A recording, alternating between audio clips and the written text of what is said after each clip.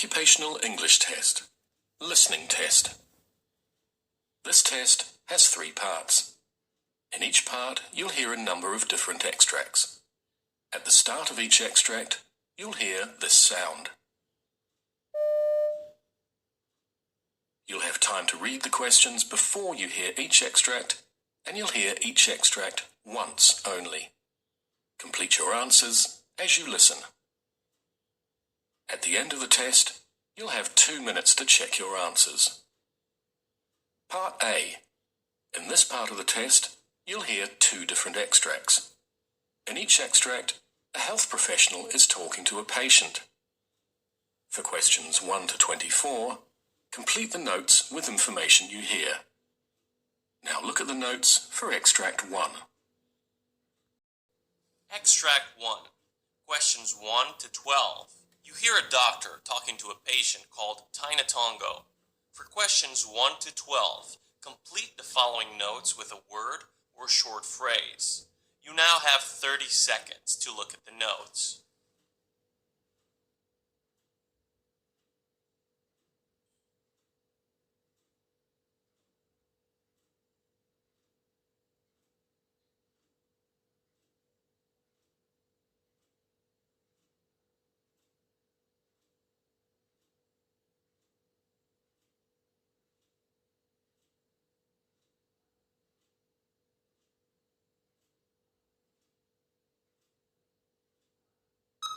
Hello, doctor. Good morning.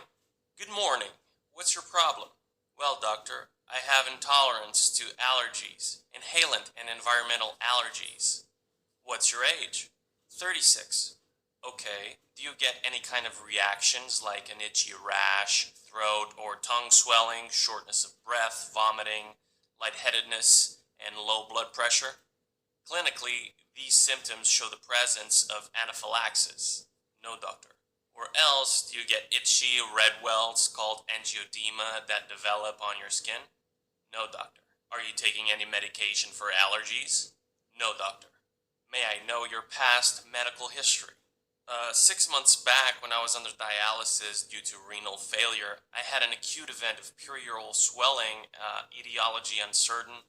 The diagnosis results showed that the allergic reaction was due to Keflex that was used to treat a cellulitis dialysis shunt infection.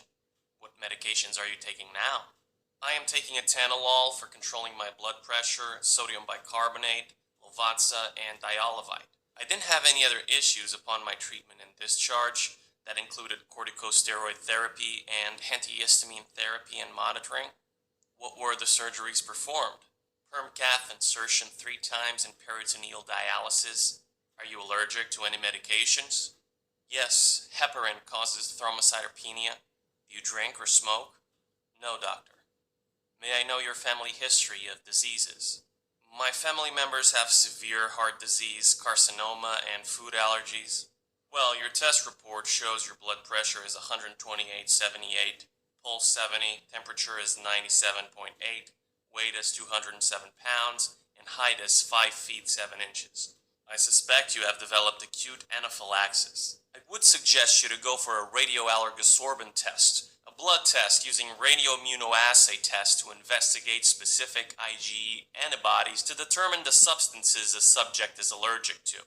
I shall recommend further treatment and medications upon the test results. If the test report shows any specific food or inhalant allergen that is found to be quite high on the sensitivity scale, I would likely recommend that you avoid the offending agent.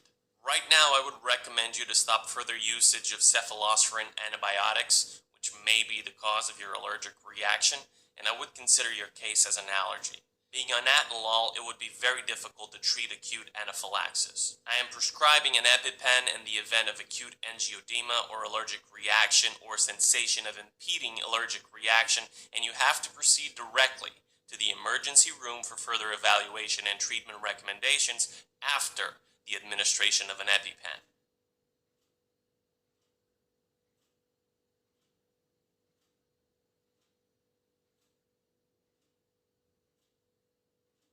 Extract 2. Questions 13 to 24.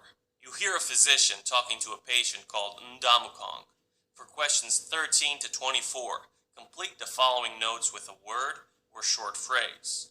You now have 30 seconds to look at the notes.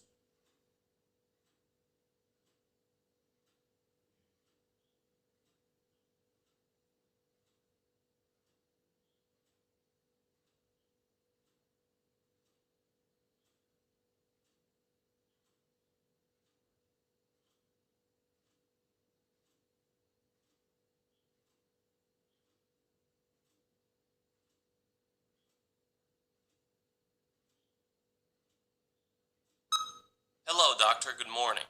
Good morning. Please be seated. May I know your problem?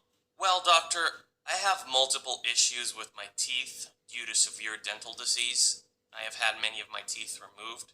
Now I have severe tooth pain. Both lower and upper teeth on my left side have been troubling me for the past 3 days. Well, what's your age? 29, doctor. What medications are you taking? I'm taking OxyContin and Vicodin for my knee pain. I need more pain medications because I do not want to use that medicine for my toothache. Are you allergic to any medicine? Yes, penicillin and codeine. Do you drink or smoke? I do not drink, but I do smoke regularly. Well, your test reports show temperature 97.9, blood pressure is 146/83, pulse is 74, respiration 16, oxygen saturation 98% on room air and interpreted as normal. Mouth and oropharynx shows multiple denture and multiple dental caries. You have tenderness to tooth 12 as well as tooth 21. Your gums are normal. There is no erythema or swelling. There is no purulent or other discharge noted. The floor of your mouth is normal without any abscess, suggestion of Ludwig's syndrome. You have developed odontologia and multiple dental caries. Well, I am prescribing Dilaudid of 4 milligrams intramuscular, and I would suggest you go for a filling. In this treatment, the affected area of the teeth will be drilled, and the decayed substance will be removed, and the empty space will be packed with an appropriate dental filling material. Okay, doctor. Thank you.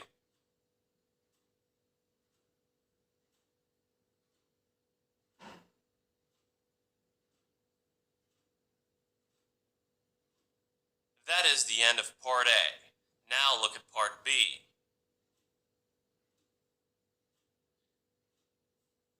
Part B.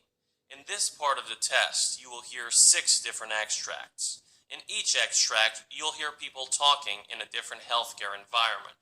For questions 25 to 30, choose the answer A, B, or C, which fits best according to what you hear. You will have time to read each question before you listen to the audio. Complete the answers as you listen to the audio. Now look at question 25.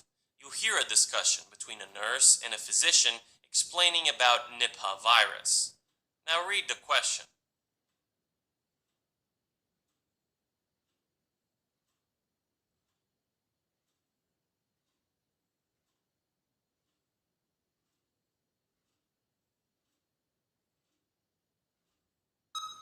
Hello, doctor. Can you explain what the Nipah virus is? Well, Nipah virus is a member of the paramic severity genus Henipavirus. This Nipah virus was initially identified and isolated in 1999 during an outbreak of encephalitis and respiratory problems among pig farmers and other people with close contact with pigs in Singapore and Malaysia. The name of the virus originated from Sungai Nipah, a village in Malaysia where pig farmers became sick with encephalitis. Initially, the disease was linked with Hendra virus, emerged from bats, but was quickly singled out for investigation, and flying foxes of the genus were subsequently identified as the reservoir for the Nipah virus. Question 26. You hear a monologue of a physician explaining about the use of thimerosal in vaccines. Now read the question.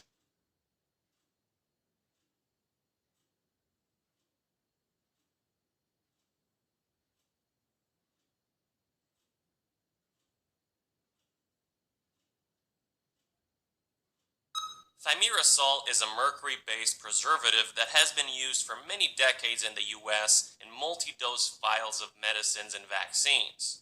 There is no significant evidence of side effects caused by the mild doses of thimerosal in vaccines, except for minor reactions such as redness and swelling at the injected site. However, during 1999, the Public Health Service agencies, the American Academy of Pediatrics, and vaccine manufacturers agreed to reduce or eliminate thimerosal usage in vaccines as a precautionary measure. Methylmercury is obtained from certain kinds of fish. A high exposure to methylmercury can be toxic to people. However, over a lifetime, everybody is exposed to some methylmercury. Thimerosal contains ethylmercury, which is the most widely used form of organic mercury that is cleared from our body more quickly than methylmercury and is likely to cause any harm to the individuals.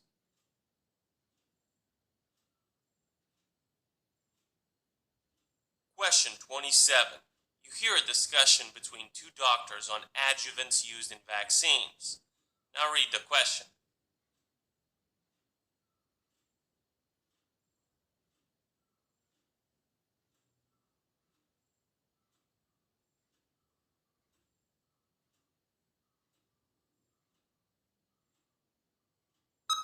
Doctor, what is an adjuvant and why are adjuvants added to vaccines?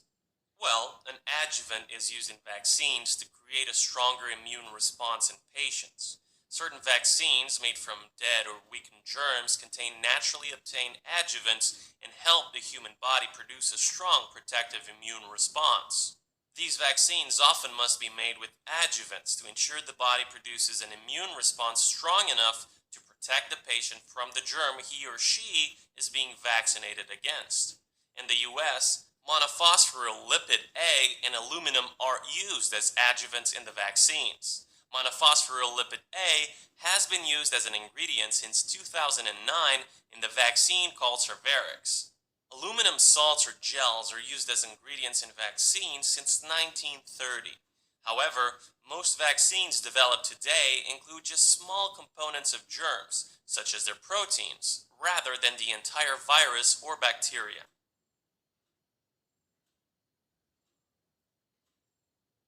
Question 28. You hear a monologue of a physician explaining about typhus fevers. Now read the question.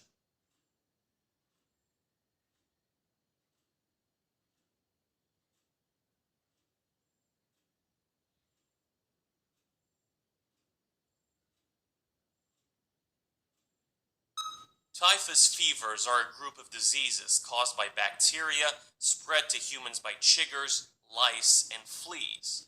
Typhus fevers include murine typhus, scrub typhus, and epidemic typhus. While the chigger spreads scrub typhus, body lice spread epidemic typhus, and fleas spread murine typhus.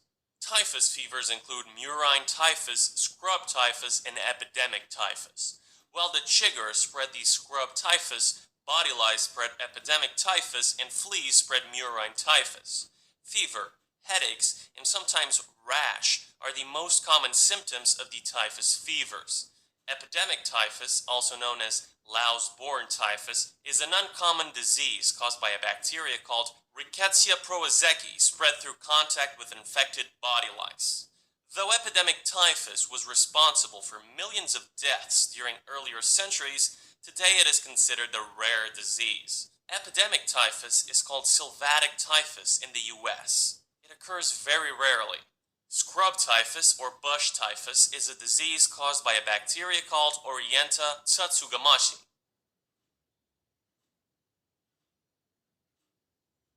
Question 29. You hear a discussion between two doctors about VX and its effects. Now read the question.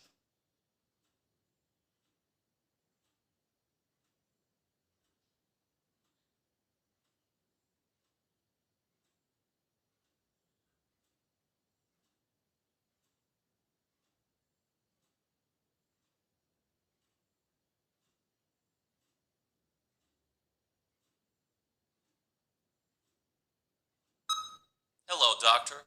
What is VX and how is it obtained?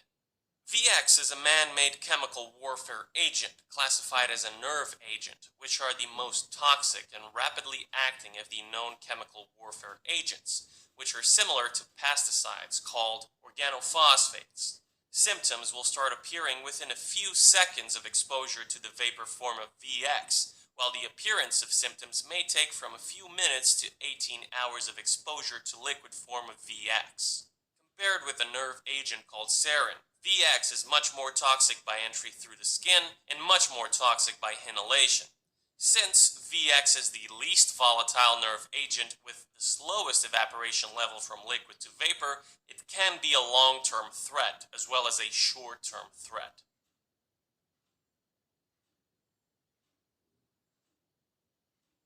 Question 30. You hear a monologue of a doctor briefing about rubella disease. Now read the question.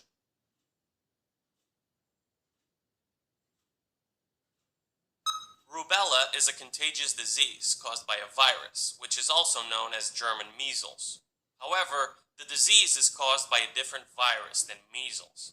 With MMR vaccine, rubella disease can be prevented. This vaccine protects against 3 diseases: mumps, rubella, and measles. Rubella was a common disease in the US before the invention of vaccines. The last major epidemic occurred between 1964 to 1965, when there was an estimated 12.5 million rubella cases in the country. However, rubella was completely eradicated due to successful vaccination programs in the country since 2004.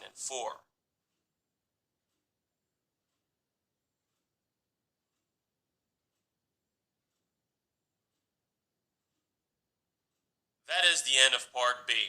Now look at Part C.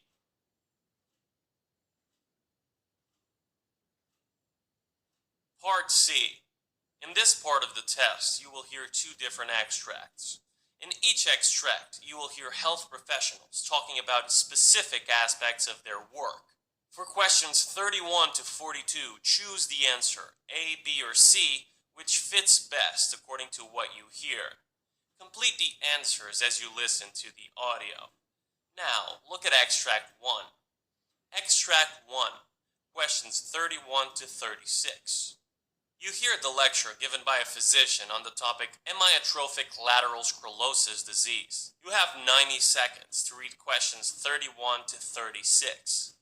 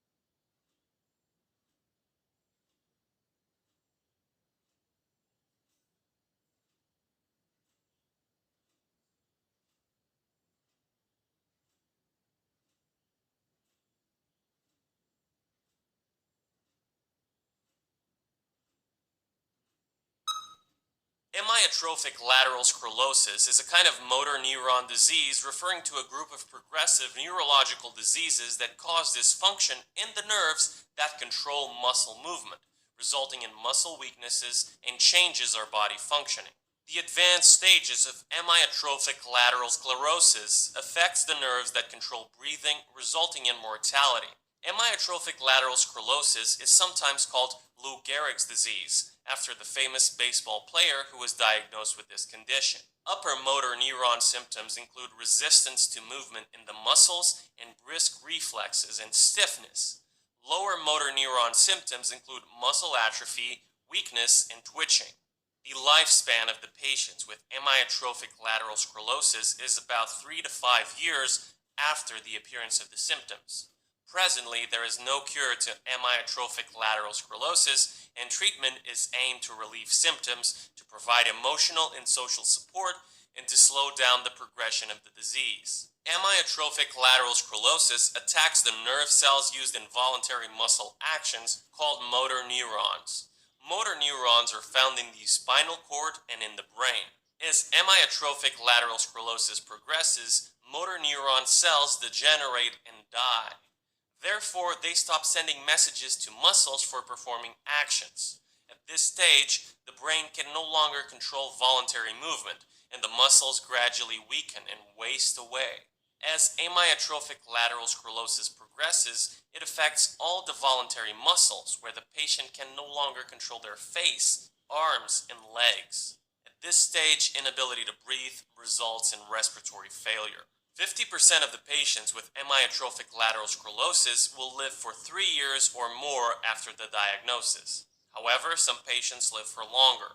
About 20% of patients will live 5 years or more after diagnosis, while just 10% of the patients will live for 10 years or more, and 5% of patients will live for 20 years. There are different types of amyotrophic lateral sclerosis, classified based on their signs and symptoms and with a genetic association.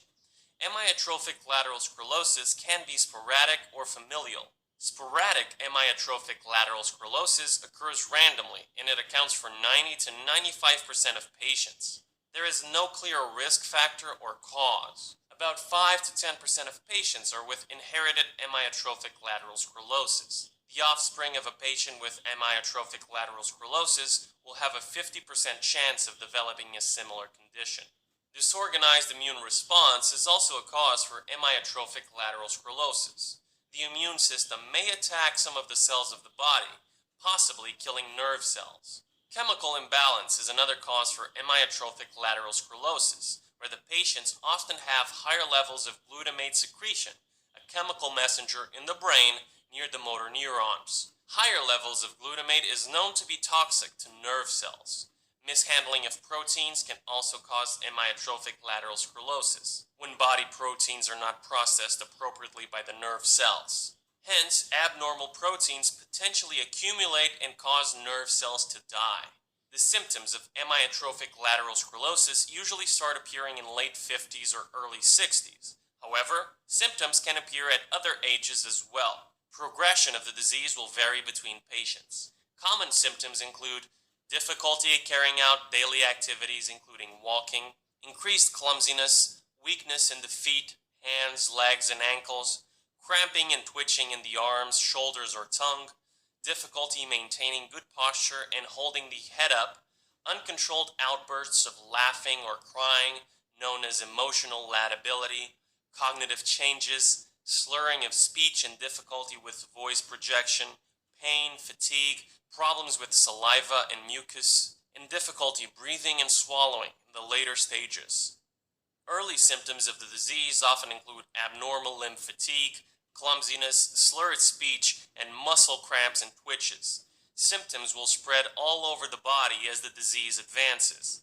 No single test can diagnose amyotrophic lateral sclerosis, so diagnosis is based on test results and symptoms to rule out other possible conditions with similar symptoms.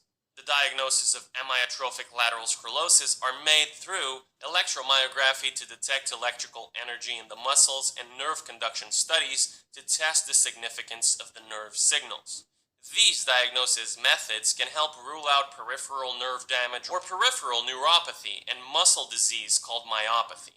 Certain medical conditions that produce similar symptoms to amyotrophic lateral sclerosis include Lyme disease, multiple sclerosis, HIV, West Nile virus, and the polio virus. Amyotrophic lateral sclerosis is confirmed in case there are symptoms in both the lower and upper motor neurons. Upper motor neuron symptoms include resistance to movement in the muscles and brisk reflexes and stiffness. Lower motor neuron symptoms include muscle atrophy, weakness, and twitching.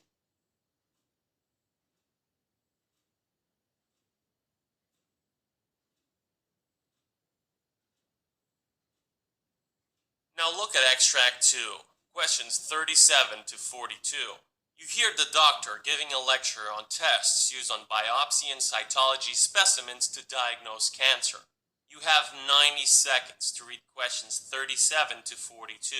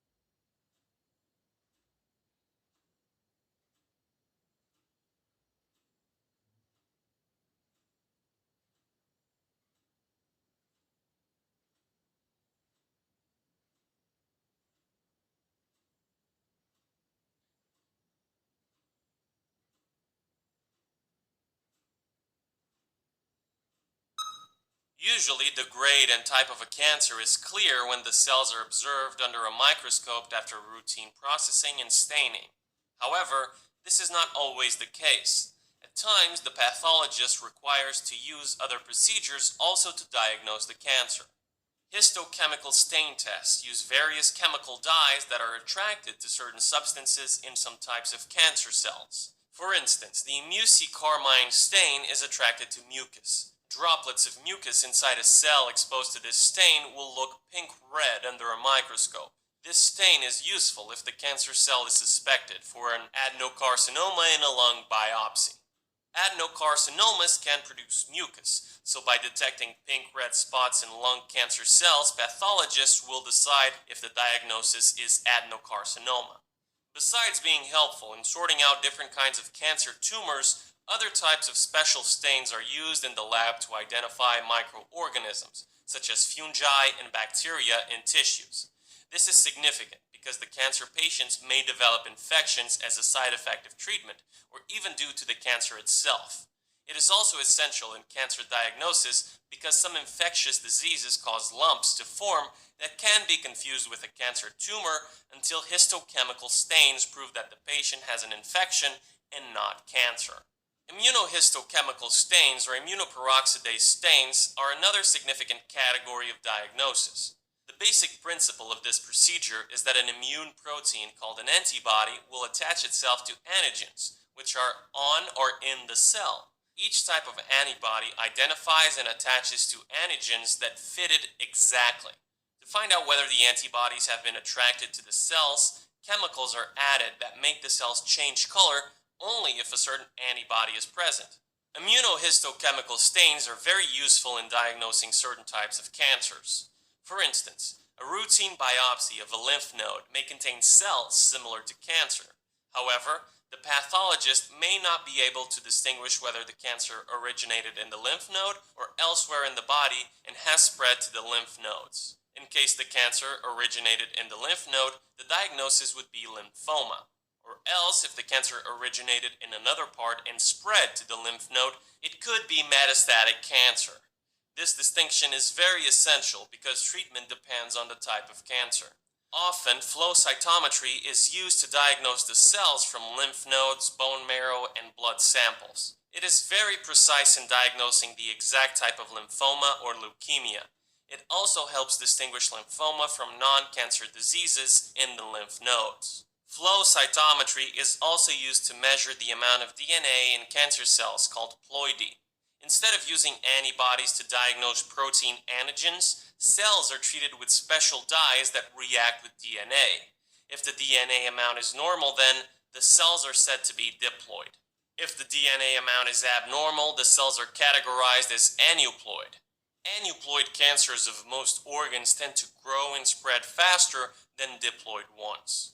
Another significant purpose of flow cytometry is to measure the S-phase fraction, which is the percentage of cells in the sample that are in a certain stage of cell division, called the synthesis or S-phase. The more cells in the S-phase, the faster the tissue is growing and the more aggressive the cancer will be.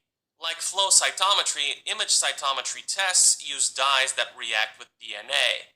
However, instead of suspending the cells in a stream of liquid and analyzing them with a laser, this method uses a digital camera and a computer system to measure the amount of DNA in cells on a microscope slide. Image cytometry can also determine the ploidy of cancer cells, like flow cytometry.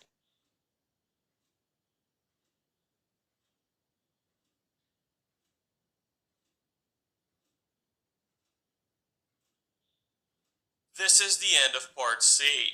You now have 2 minutes to check your answers.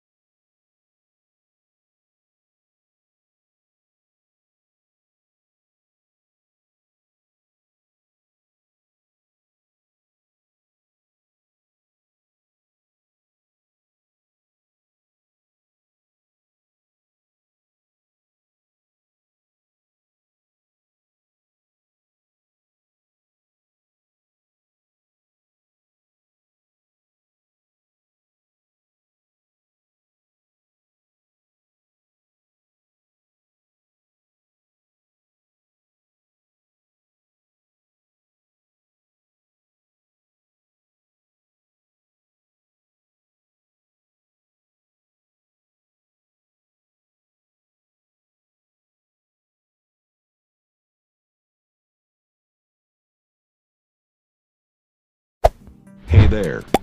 Subscribe to my channel. And also press this bell icon.